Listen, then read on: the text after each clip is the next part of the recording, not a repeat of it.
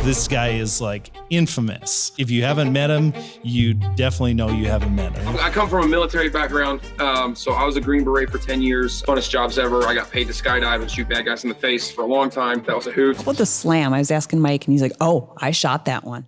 Yeah. So I'm like, this one looks sick. There's a pretty good story about how that idea for that rifle was sparked, wasn't there?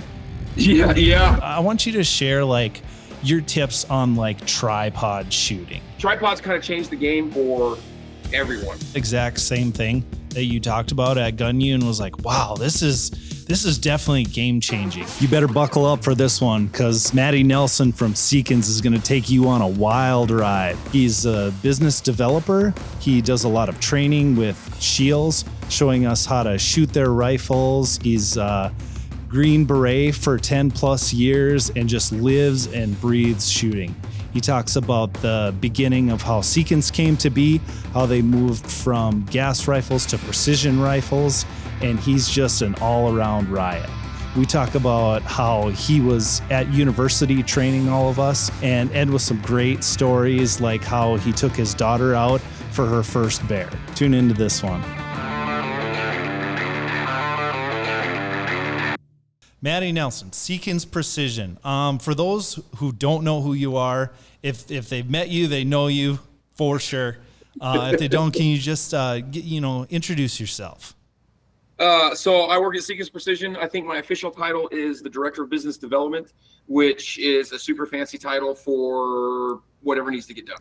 So I do sales. I help with the in-house customer service team. I do a lot of the law enforcement military sales. I do training, both for Seekins personnel and then outside stuff. So whether it's law enforcement departments that need to know a little bit more about shooting small frame carbine or a large frame carbine or bolt gun, precision shooting, etc. I'm one of the primary instructors at Hat Creek as an adjunct to Seekins. So I teach up there quite a bit, which is a phenomenal facility that only does military training pretty much year round. So I have a lot of fun up there. I wash Glenn Seekins' truck on the weekend, just whatever needs to get done at Seekins. Like that's what I do here. So I kind of wear a lot of different hats and try and keep the wheels rolling at the insane pace that Mr. Seekins has this train running at. So.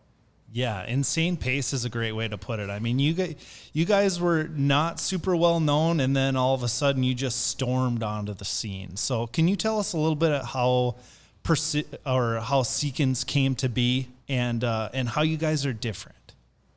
Yeah, so Mr. Seekins was on a hunt back in like 2007 or no, 2000, I don't know. Anyway, so 2004, 24, 40, yeah. So 2003. And he had a set of like stainless steel scope rings like everybody had. And he had the buck of a lifetime jump up in front of him, and he shot 4 times and missed 4 times and realized that one of his rings had actually broken.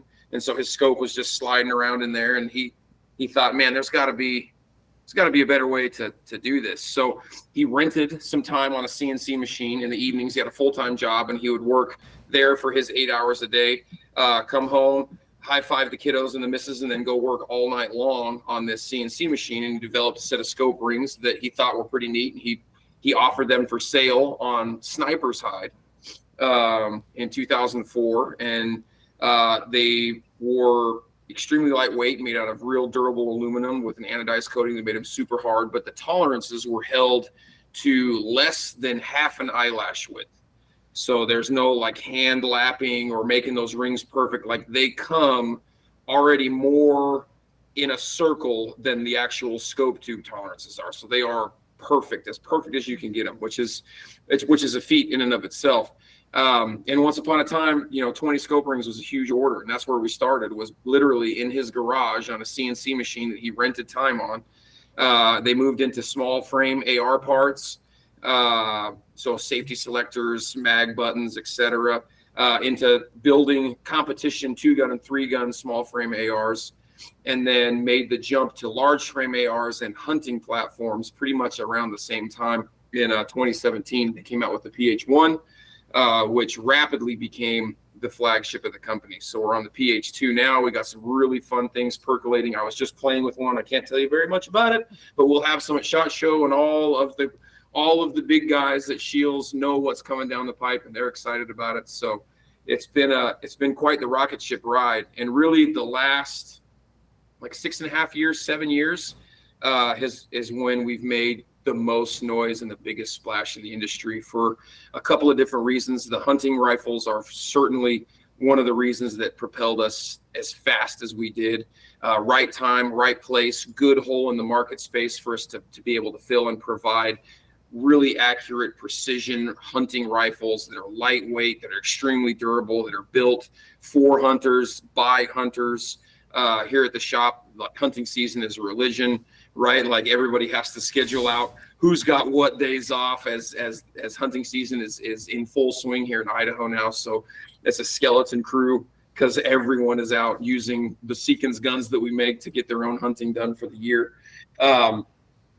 And so that's been part of it, as well as a couple of really neat things that we had line up with the military and the SP10. So all that kind of came to fruition in the same perfect storm 6.5, 7 years ago. And we've been able to ride that wave and just keep propelling it upwards. And we haven't been able to find a ceiling yet for any of those product lines, which has been a fantastic problem to have. So absolutely. Yeah, it's been a really cool journey. I mean, I started working at SCHEELS 5 years ago, and Seekins was there, but not super popular. And now I look, and there's Seekins all over the place, and they're one of our top selling carbines and precision rifles, and now hunting rifles too. It's just, you guys make rock solid stuff, just super low tolerance, not going to fail on you. It's like, kudos to you on that. So that's one of the things that set us apart is we make everything under our own roof. We don't outsource a bunch of different parts, which is why we're able to hold such tight tolerances. So if we had 17 different machine shops making 17 different parts, then that tolerance window now has to become a lot bigger than it would be if we made all those 17 parts under our own roof. So we decided, hey, that's what we're going to do. We're going to make everything right here. So every barrel, bolt face, bolt body, extractor on the bolt handle, every part of the rifle we make right here in-house. That way our tolerance window remains extremely, extremely fine, so that we don't have to worry about, hey, this gun didn't go together. We don't have to stack those tolerances that either work in your favor and you got a really tight shooting rifle, or they work against you and those tolerances are all real big, and now we got a gun that shoots 4 or 5 inch groups at 100 yards, which is clearly not what we're after in a precision rifle. So one of Mr. Seekin's favorite sayings is, it's Seekins precision, not Seekins pretty close. So pretty close like is if you send a bunch of stuff out and you hope that it all lines up correctly, and some do and some don't, where precision is, hey, it lines up perfectly every time. And we can hold those extreme tolerances by making all of those parts under our own roof. So on the bolt guns, it's everything but the trigger and the rubber butt pad. On the gas guns, it's the trigger and the mag pull accessories. Other than that, we make everything right here. So it's the barrel, the gas block, handguard, upper receiver, lower receiver, all the controls for the lower receiver, safety selector, mag buttons, etc. All of that stuff we machine right here under our own roof. So our tolerances remain, regardless of the weapon system, extremely tight, which means we make guns that just shoot really, really well. The other thing that allows us is to pass those savings on to the customers. So we sell the PH2 for, I think, $18.95 is MSRP. It's what you can find it on the shelf outside in the SCHEELS store for. $28.95 for the Element. The Element is a $5,000 rifle we sell for $2,800, because we don't have to pass on extra costs from machine shops X, Y, and Z to make those parts and then ship them to us and then assemble them and add all of that extra cost into having something outsourced, where we just make it here. We're able to take all of those savings of paying someone else and the shipping and the time, et cetera, and roll that right into the end product, which allows us to sell guns that we could sell arguably for quite a bit more money than we offer them for. But it's because we're able to pass those savings on, which is really cool. Mm-hmm, absolutely. And if, the off chance something does go wrong, like you made everything right there, you have the ability to take it in and fix it right away and make sure everything's working properly. Yeah, so we have a lifetime, no questions asked, repair, replace warranty. So I tell guys all the time, like, if you send me a picture, you sawing it in half, I'll send you another one. Probably not twice, but for sure, like, we'll do it once. So, but it can be user induced. It can be, ammunition induced. Whatever the problem is, a big part of my day every day is working with customers individually to make sure they are satisfied 100% with their Seekins purchase. So if there's an issue with the rifle, if something happens, if something breaks, we'll pay to have it sent back in. We'll repair or replace that part for free at no cost to the customer, and then we'll send it back to them. It doesn't matter if they purchased it at SCHEELS or somewhere else. The warranty follows the gun. They could be the 4th or 5th owner of that rifle, and they bought it at a pawn shop. If something breaks, we'll still warranty it. So it's a fun company to work for, because a lot of people will tout that line, but then there's a bunch of fine print of, in the cases of X, Y, and Z, we won't cover this or that. Like, but that's not how it is at Seekins. 100%. If it has the Seekins S on it, from coffee cups to complete rifles, if something happens to it, we'll replace it, guaranteed 100%. Mm-hmm. That's awesome. We have a lot of synergy with our companies then. The SCHEELS guarantee, the Seekins guarantee. Mm-hmm. Yeah, there's a lot of things that fall in line. We're also employee owned, like SCHEELS is. Like there's so many things in the company's ethos that line up hand in hand with each other, which is one of the reasons you guys are one of our best customers, and we do so well in your stores, is because everything kind of lines up all the way around. So, now we have a store right by you. Yeah. You guys opened one in Boise, which is awesome. So it's like 6 hours away. Oh, okay. From A little ways. Almost so right by you. Close. This is we're gonna get. Yeah. Lewiston, Idaho is still one of those parts of America where, like, you could probably hide out for quite a while before anybody realized you were wanted. So it's on Verizon could give a damn list still. So there's not a whole lot of cell service and things going on up here, but it's a great little town. It reminds me and my wife a lot of the hometown that we both grew up in, that kind of evaporated around us. So we got to get back here and get back to kind of some small town roots where the pace of life is exactly what we wanted, and it's a great place to be located. So nice. Can you basically like walk out the front door of the facility and go hunting then? Very close. So there's a couple of different things that we have in the front of the shop here. We have a turkey, a bear, an elk, a bunch of African animals that Mr. Seekins has shot. But the turkey was literally shot at the flagpole 10 feet out the front door. Like, they opened the front door, like that was it, got him. So the bear was only a couple miles from here. The elk was like an hour and a half away from the front door to where the elk was put on the ground. So it's a pretty awesome spot. Awesome. Product testing. Yeah. Love it. Right there. Yeah. I got a question for you. I don't know, I'm sure it differs from rifle to rifle, but like, out of curiosity, how long does it take from obviously machining all the parts in-house from the beginning of the idea to the completion of the rifle, like say a bolt gun or something like that? So if it's like the complete product development, like, hey, Glenn, Seekin sketch this on a napkin. No, we want to make parts, right? So if we're including that time into it, then from a sketch on a napkin that Mr. Seekins brings in and then throws onto a CAD file, he does 85 to 90% of the development on a CAD file, three-dimensional, like, hey, here's how everything works, all the parts move, et cetera, et cetera. Mm-hmm. He'll turn that over to Eli Nightingale, who's our main programmer, and Lucas Mattoon, who is our director of quality control. They'll sit down together. They'll walk it the extra 15 to 10% to finish out any pieces that may or may not fit exactly like we think they should, and then they'll make a real part. That process will take anywhere from 2 days, depending on how complicated the part is, to about a week. Holy cow. And then to have actual physical parts the guys are playing with and tweaking, we need to modify this or check that. That's about another week. And then there's a bunch of steps that we have so that we're not coming out with anything that's kind of like half done or half-assed. So that process takes a little bit longer. Now we're 2 or 3 months into testing. We really want to put some rounds behind it, get some time behind it. What do you like? Get some other people that we have a lot of trust in the industry. Let's get them on this gun. What does it feel like? What would they change? What would they not change? So we'll go into product testing for anywhere from a couple of weeks to several months to get everything ironed out exactly the way we want it, and then we'll come out with it. So generally speaking, you're looking at like, here's an idea on a napkin to complete product on the website, ready to sell. Like, a good average would be 4 to 6 months, but there's some stuff that's like, hey, we're going to have it on the website in 3 weeks, make it happen. That's awesome. Because that's obviously the benefit of having everything in house is you can just chop and you're ready to go. That's awesome. Yeah, everything's right here. So like if you exclude coating, that's the one thing that we don't do in-house still is like anodizing. So if you were to just take raw blocks of aluminum and then go from raw aluminum and raw steel to a complete gas gun, we're looking at like probably 48 minutes through the whole shot. That's which insane. It's insane. Wild. That's insane. Yeah. So it's really like the shop is amazing. It is one of the coolest things to walk through that shop and see all of the machines, all the robots. We've tripled our square footage in as many years.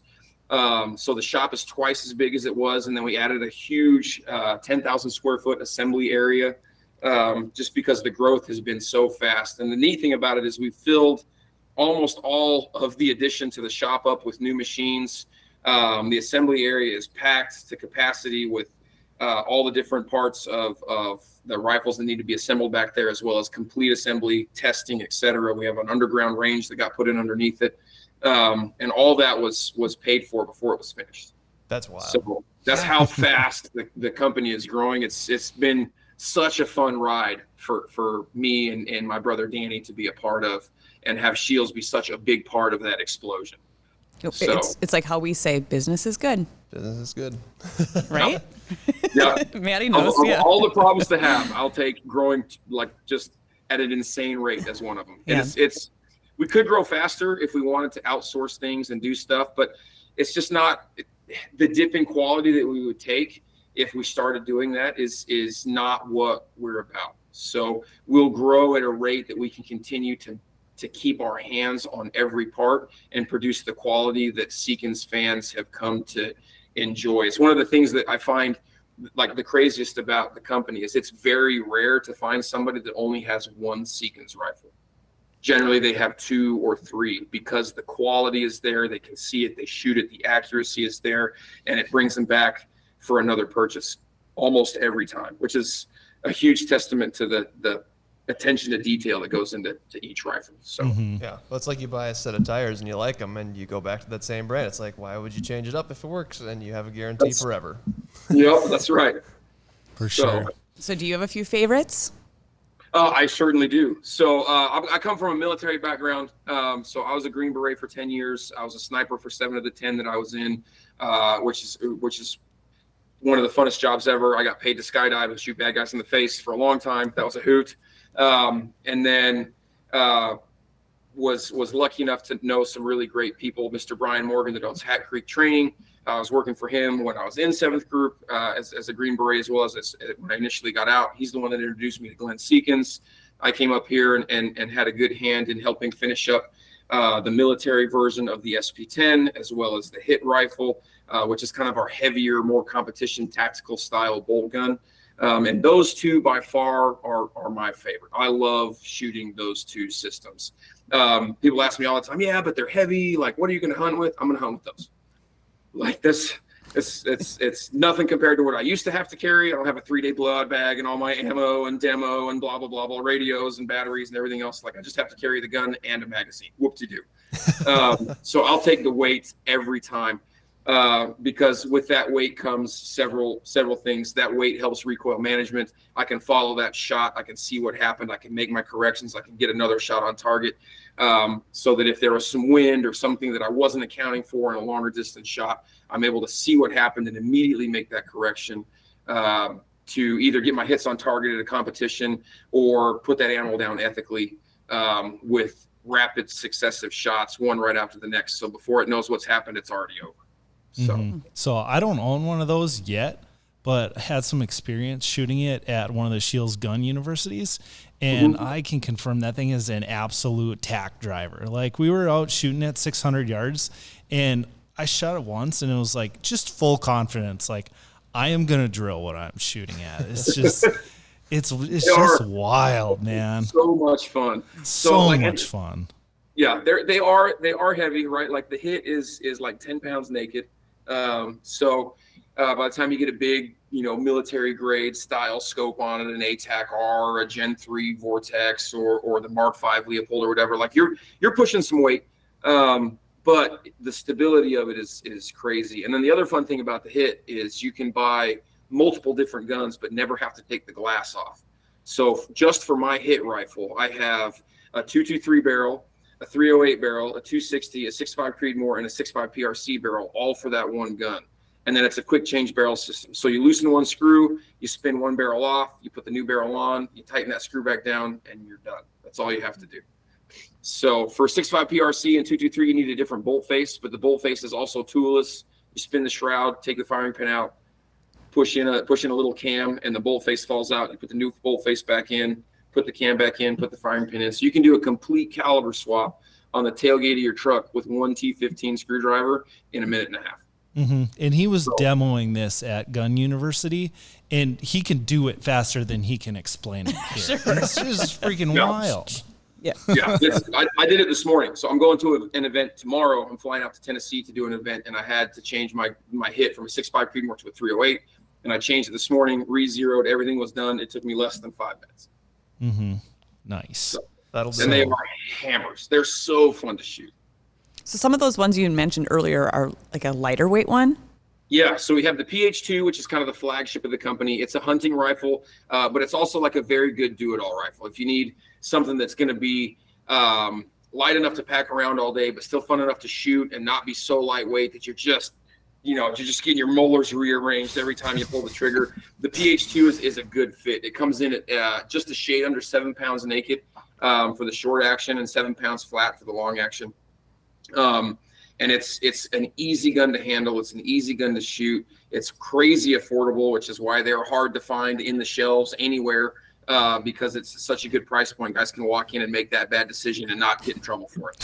So it's if it's a good spot. The Element is our extreme lightweight hunting rifle, and that one comes in at 5.5 pounds, and that's quite a bit. We're taking a lot of weight out of a lot of different things. So it's a thinner profile barrel. The action is actually made out of aluminum instead of stainless steel like the PH2 is. And then we have a stainless steel sleeve that the muzzle threads into. That's where the bolt locks up. Everything happens inside that stainless steel sleeve, but then the rest of the action is made out of aluminum, so we get to save all that weight. Glenn Seekins used to race motorbikes, do a bunch of different stuff. And he was stripping down one of his dirt bikes and thought, hey, man, I don't understand why we can't do this same lightweight approach to a rifle that they do with these motorcycle engines. So you get a motorcycle engine, everything on the engine is aluminum except the piston sleeve and the piston head. Those are both made out of very high, tensile grade steel. So we applied that same idea to the Element and dropped, 1.5 pounds just almost on the action alone. But it's still super durable. We before we came out with it, we overpressure tested those by like 180,000 PSI from Sammy Specs. So crazy, 300 Win Mag loaded with, pistol powder, crunching the bullet in there, and it maintains all that pressure and stuff. So it's a super interesting, unique rifle that really kind of pushed the bounds of how to save weight and what was possible with aluminum actions. So How about the Slam? I was asking Mike, and he's like, "Oh, I shot that one." Yeah. So I'm like, "This one looks sick." This is it is super fun. So there's a bunch of hunting chassis that hit the market really hard beginning of this year. There's several ones out there, but the kind of the rub or the gripe that everybody had with them is they just took a very tactical chassis and then cut a bunch of weight out of it, so they were a little flimsy feeling, or they were still cold because it was just an aluminum chassis or whatever. They didn't feel like a hunting rifle. They wanted the modularity of a chassis system, all the different M-lock slots and bipod options and tripods and that folds up so it gets small in your pack, and they wanted all that modularity, but it just didn't feel right because it either felt like you were going to break it, or it just didn't feel like a hunting rifle for the guys that wanted a hunting rifle. So what we did is we took the Element barreled action, and then we hand laid the carbon fiber in house, and the fore end is all hand laid carbon fiber with an M-lock slot all the way up the bottom. So there's a bunch of different options of things you can put in there. It gives you a lot of modularity there, but then you still have that nice warm to the touch. It's not cold in your hand. It doesn't get cold when you're out in a colder environment. That carbon fiber feels much more like a hunting style forend. And then we took the folder from the hit rifle and modified it to make it a little bit lighter. And now that is the back end folding chassis on the slam rifle. So we took all of the knowledge of the kind of heavier tactical style back end of the chassis and then the hunting stuff that we've been doing for a long time already, combine the two, and now we have a chassis system that feels good. It feels like a hunting rifle in your hand, but you still have the folding stock to make it small when you're packing it around. You still have all the modularity of the stuff that you want to put on a chassis style rifle without having it look like some tactical monster that somebody just put on a weight loss program. Awesome. Now, if I remember right, there's a pretty good story about how that idea for that rifle was sparked, wasn't there? Yeah. There's a couple different. It was the slam rifle was, hey, we got this chassis system that's pretty cool. In the hit rifle, we got a few other things, and then we saw all those ones come out at the beginning of end of 23, beginning of 24, and thought, man, there's just got to be a better way to do it. So they sat down and hammered it out, and that was what came out. So it was a pretty intense process, and it happened very fast. The slam rifle from conception of idea to like having a product that we were teasing a couple of the executives from SCHEELS and a few other people with at SHOT Show was maybe 2 months, and then working products that were on order 2 months after that. Yeah, so it was crazy fast. Mm-hmm. Very cool. So I'd like to talk a little bit about how I first met you at Gun University. So I've been to quite a few like SCHEELS universities, and for people that don't know about university, it's basically like a bunch of vendors come in to train on products and concepts and really get hands-on training for this sort of stuff. And so I've been to like fishing universities, ice fishing, barbecue, hunting, gun university, and so this year I was able to like pick one to be a attendee at, to actually like go through the training, because most of the time I'm just like filming, have a certain shot list, and I immediately picked Gun University. So I'm like, I haven't done this before, it seems pretty freaking awesome, let's do this. And you know, our training leader was going through like what was going to happen, and then he got to Matty Nelson and Seekins, and he's just like, yes, this guy is like infamous. You know, if you haven't met him, you definitely know you haven't met him. If you know, you know. So I'm like, okay, here we go. And yeah, just the two trainings you held were like, I've sat through a lot of trainings at university, and I have to say you own the top two most engaging university trainings ever. Just like your energy and your enthusiasm is just invigorating. You know, one of them was build your own lower AR. So just going through that process, super cool. Understanding like how everything fits together, awesome. My favorite though was the actual like training with the product and the tripod stuff, because you're just coming up like you could tell like you probably had like 6 monsters right before that, so like basically bouncing off the okay. This is number all right, 2 right here. That's all I get. Sorry, 2. But anyways, like I ain't gonna show you about all the features and all that crap. I'm gonna teach you how to shoot. And here we go, all the tripod stuff. Like I took so much away from that, and it was just powerful. I want you to share like your tips on like tripod shooting here. Okay, that's one of the things I love the most about being a Green Beret and then being here at Seekins Precision is and an instructor at Hat Creek is the ability to continue to teach. That's what Green Berets are. You're a force multiplier. Like, yeah, you get to kick doors down and shoot bad guys in the face, but you're also teaching somebody else how to do that same thing and working yourself out of a job, so that you can eventually, you know, take 2 steps back and let them do it on their own.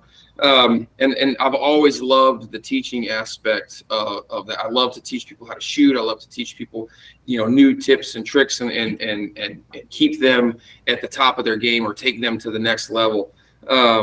And so that's been a big bonus. And it's one of the things that I think makes me maybe a little more memorable at those gun events is I'm very animated. I'm very loud. I'm very passionate. I swear a lot on the line. That happens. And that kind of turns some heads. I think it gets the point across as well as like, hey, I truly am passionate about you being a better shooter, and I'm as happy as or more happy even sometimes than the success that this person is getting because they learned this new item or they got this hit at this distance they've never shot before or whatever. I'm genuinely as excited and enthusiastic about their success as they are. So I kind of take their success personally and view it as a success of my own. So being able to teach is huge. At the Gun U, that like those guys get inundated every day for 4 days, all day long with different products and pistols and red dots and rifles and scopes and suppressors and all that different stuff. So instead of, spewing out a bunch of more information that they may or may not forget, like, hey, here's one tip that's going to make you a better shooter. And that always gets tied back to Seekins Precision and leads to eventually more sales, which has been a really unique thing for me and my brother Danny to watch as we go do all these different events. He's actually training some SCHEELS guys this week. He's at a range right now, probably shooting off a tripod. So, but tripods kind of changed the game for everyone. The military caught on first, and they had some janky tripods that weren't the best. The competition world, where guys got more money and time, took it to the next level. Then you started seeing some really fancy carbon fiber tripods come out that were lightweight, that were extremely durable, but that make for rock solid shooting positions. So, and that has slowly, but now more and more and more bled over into the hunting world. The biggest reason people won't take them hunting is because they don't know how to use them correctly. And then if they do try and use them, it's without any training or practice, last minute. And of course, you're not going to make a great shot off something you haven't practiced with. So setting up on a tripod, for whatever reason, everyone automatically thinks that you're going to shoot like from a full stand. The tripod's really tall. You're really tall. We're all big and tall. And I don't know why people think you have to shoot off a tripod that way, but you don't. It is the worst way to shoot off a tripod, because we're so far away from the ground. Anytime I'm shooting, I'm looking for ways to replicate how I am in the prone. In the prone, my body's on the ground, my shoulders are square, everything's relaxed. I got 2 points of contact for the gun. The bipod's holding the front of the gun up. I have a rear bag holding the back of the gun up. I'm taking me out of that system as much as possible so that I can be as accurate as possible. I'm just managing the recoil and then running the bolt, getting back on the target and breaking the next shot. So I have to be able to replicate some of that from a tripod. And if I'm going to do that at a full stand, people will automatically do several things incorrectly, which will bleed into shooting really inaccurately. And then they'll be like, oh, I don't want to use this tripod because it's garbage. They'll get in behind the gun. They'll blade their shoulders to the target. So now their recoil management is already different than when they're in the prone. So the gun's going to want to shoot off to the left or to the right. They'll put their support hand on either the neck of the tripod or the close leg with their thumb up. And then they're going to take that shoulder and they're going to drive it into the gun. And they're putting as much of themselves into that gun as they possibly can. And when they do that, that reticle will wobble just an immense amount. You'll be, like I shoot mils, I'm a mil guy. You'll be, 1 to 1.2 mils of wobble, which is, 3.5 to 4 minutes of wobble on a target, which is mostly off a target at that point. So, but they're doing everything that they wouldn't do in the prone. Right? They're driving that gun with their body. They're away. They only have 1 point of contact with the ground, which is the head of the tripod. So if they square their shoulders up like they do in the prone, they take that support hand and they run that thumb down on the opposite leg. So if my tripod is coming down, I have 2 legs in the back and then 1 leg in the front. The 2 legs kind of line up with the width of my feet. And I'm going to put my hand on, I'm right-handed, so I'm going to put my left hand thumb down on the right rear leg of the tripod. And I'm going to push against that tripod just a little bit, a couple pounds of forward pressure. I'm going to pull back with a couple pounds of rearward pressure on the pistol grip or the stock of the rifle. And what that does is it allows me to then not have to run that gun with my shoulder at all. I can take my shoulder all the way out of that gun and just hold it with only a couple pounds of pressure. It's not a 20-pound bow draw or a 70-pound bow draw, right? I'm just a little bit of pressure. And you'll watch that reticle go from an extreme left and right, up and down wobble to it'll settle down to just an inch or 2 off of where your crosshairs want to be all the time. So you'll go from 70% off the target to 30% on the target to 100% or 90% on the target very accurately, just by setting that up properly and trying to replicate your body where you can get into the prone and then take your shoulder out of the gun. People try and drive that tripod. They try and drive that gun with their shoulder. And you got your heartbeat, you got your breathing. Now you saw the biggest elk you've ever seen in your life. So your heartbeat's jacked. You're taking big, deep breaths. Like you're never going to hit that shot ever, right? He could be at 7 yards and you're going to miss because you're all over the place with all of that movement. But thumb down, little push, little pull. Take your shoulder out of the gun. Watch that reticle settle. You don't have to drive it with your shoulder. Now it's just there to catch the recoil. So as I break that shot, the recoil's coming. My shoulder catches it. 2 legs back on the tripod. Ensure that the gun comes back down really, really close, if not exactly to where I was when I broke the shot to start with. And then I'm ready to break the next one. So it's tiny things like that people don't apply to their tripod shooting. That make them think, oh, it's wobbly, or I can't get stable. I don't want to shoot off this. And they're not wrong. They're terribly wobbly. But with just a minute and a half of instruction and a minute and a half of demo, we can take your wobbly, terrible tripod shooting position and now double the ethical distance you would normally shoot an animal in the prone at. So instead of 250, now we're capable out to 500. Mm-hmm. Yeah, and I went through that exact same thing that you talked about at Gun U and was like, wow, this is definitely game changing. And then you went and took it to step 2 and talked about putting like one of the legs of the tripod back and then getting into like a one foot kneeling position and like taking those carbon tripods and like really like bending down and using that pressure and locking it in. And then it went to like, I can hit anything within 1,000 yards now on a tripod. It's just freaking wild. That is my favorite way to shoot off a tripod is kick one leg out, extend it all the way, keep the other 2 legs where you can get down on a knee. So now we're still over any tall brush in a hunting scenario, whatever, but we're lower to the ground. Now I can have more points of contact with the gun. The tripod is holding the front of the gun up, and now I can have a rear bag or a backpack or something that is helping hold the back of the gun up besides me. I put my right leg over that long extended rear leg of the tripod and pin the tripod to the ground. That takes the flex out of the legs. Now, like, you're super stable. It doesn't matter high angle, low angle, cross canyon, level shot, doesn't matter what it is. That's such a great way to utilize a tripod. And then you're always able to take a super accurate shot, regardless of the distance. All you're worried about now is, hey, what's the wind doing between me and my target? When you say take your shoulder out of it, are you actually not having the stock of the gun on your shoulder when you're shooting, and it's just purely there to catch it, or you just barely touch it? It is barely touching. Okay, cool. Mm-hmm. Wow. So I realized I was shooting on a tripod just 100% wrong. Oh, I'm 200% wrong. Yeah. That's wild. So it's pretty cool. Yeah, like for sure, try it out. Like I know you're probably got somebody listening to it right now. They're like, that's a bunch of garbage. Like whatever. I promise, right? I've done this for years, professionally, in combat, in hunting, everywhere. Take a tripod out, go to your SCHEELS store, get them to pull a tripod out, put a gun up on it. They're in the store, and then just look how much wobble you have when you set up and you're running that gun with your shoulder versus push against the tripod, pull back against it, and watch that reticle completely settle out and barely move at all. It's like the difference is staggering, but you kind of have to see it to be a believer. I'm 100% going to try that this weekend. That is can confirm. And can confirm. From all the SCHEELS people you've trained on that exercise, I feel like you should be taking some commissions on our tripod sales at this point too. I wish I did. So we were joking with Ryan like a year or 2 years ago. He's like, man, you guys have sold, just Sealand containers full of tripods for us. And I was like, oh man, I could retire if I was getting commission on some of those.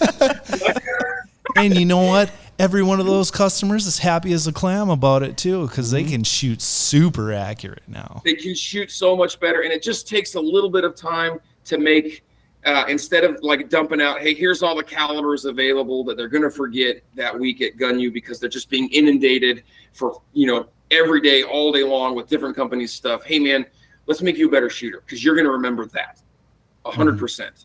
And then you'll tie that back to a Seekins product. They take that to the showroom floor. Hey, let me show you this real quick trick, right? Where are you going hunting? Awesome. The grass is really tall. I've been there myself. Let's talk about a tripod. Oh, I'm never going to take a tripod out. I know you're going to say that, but let's set one up.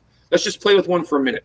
Next thing you know, they're walking out of there with a gun, $1,000+ tripod, $1,000+ piece of glass, scope rings, like all the stuff that they need to be successful on their hunt. They take the chance, they spend the money, they go out, they're successful at distances they never thought they could achieve before. Now that sales rep in the SCHEELS store is the subject matter expert for that customer. He's going to keep coming back to that same guy to get his next question answered, right? What's the next thing he's going to be looking for? He's going to be looking for some type of laser rangefinder with a ballistic solve rate. He's going to be looking for thermals. He's going to be looking for XYZ. It's going to continue to propel that guy along his shooting experience and career. And he's coming back to the guy on the SCHEELS floor that listened to Matty Nelson on the range for 5 minutes and then went and applied that on its own, got good at it, and is now using it on the sales floor and making his customers die-hard return members to that one guy because he's the subject matter expert in that customer's eyes, which is the point. That's why those universities are so important, because it's like we get all that information straight from the source, like straight from the horse's mouth, right to the expert, right to the customer. Like there's no in between. That's that's the benefit. So it's super fun. I love gun use to be able to come in and see some guys that have been there before and some return faces, and then meet all the new guys that are there, and be able to continue to make an impact there and improve their shooting personally, as well as their ability to continue to move forward with their career as a SCHEELS representative and on the floor for you guys. Yeah, for sure. We greatly appreciate you being there, and hope you continue to do that for years to come. We're going to keep coming back as long as Ryan keeps inviting us. So perfect. Hey, I want to hear a hunting story from you. You got a good one? Okay, a hunting story so I'll do there's a few. I'll do this spring we went out bear hunting. It was me and my daughter and a couple friends. We went in on horseback to a part of Idaho that's not far from here, but you can't drive in there. You can only get in there on foot or on horse. So we went in probably 15 miles. We were horse camping, which is super fun. It was my daughter's first time doing something like that. She had got her hunting license, and it was the first time we were going after any type of big game for her. And we rode in on the first day and kind of spotted and saw some bears here and there, but everything was a mile or plus out and across some huge canyon that we didn't want to try and negotiate. So the following day we were out on a little, just riding around in the afternoon, because bears are up in the morning and they're getting ready to start moving around at night, but they're not really cruising around at noon in the middle of the day. So we were out just kind of playing around on the horses and seeing some cool things. We were on our way back, and of course across this canyon there's a bear. We're like, oh snap. So we jump off, and this is another tripod story, right? Oh, I'm not gonna have time to set up a tripod, blah blah blah. Okay, like go out and miss, that's fine. So we jump off the horses. I set up 2 tripods, one for a spotting scope and one for her. So I get her tripod set. She knows how to put her gun on it. She's got everything ready. She's glassed the bear. She's getting ready. I got the laser rangefinder up, and I tell her, hey, it's this far. It's 550 yards. She was shooting a 6.5 Creedmoor Slam. I said, hey, you need, I think it was 3.2 mils to hit it. We got, 6-7 mile an hour wind, so I need you to hold, 4/10 to the left. And she waited for a little bit, and that bear was creeping up the rocks. It was this big cliff face, and it creeped up, and then whoop, kind of plateaued on this top. And she was like, hey, I think we're good. And I said, go ahead and run it. Poof. And she broke her shot, followed. She's shooting off a tripod from a full stand. She shot it, saw the hit, saw the bear go down, one shot and done, right through the boiler room, like legs went out in front, dropped it on the rock, and then it tumbled off and nosedived off this cliff face like 40 feet, just skydive.